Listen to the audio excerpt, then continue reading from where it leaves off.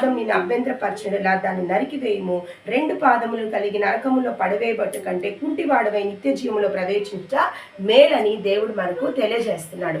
అంటే ఏంటంటే ఇక్కడ దేవుడు మనల్ని పవిత్రతను పరిశుద్ధతను సంపాదించుకోవడానికి మన అవయవాలుని నరుక్కోమని దేవుడు ఇక్కడ చెప్పడం ఆయన ఉద్దేశం కాదనమాట. ఏంటంటే ఇప్పుడు మనము మన అవయవాలను ఒకవేళ నరుక్కున్న ఒక పాదం నరికేస్తే ఇంకో పాదం ఉంటుంది.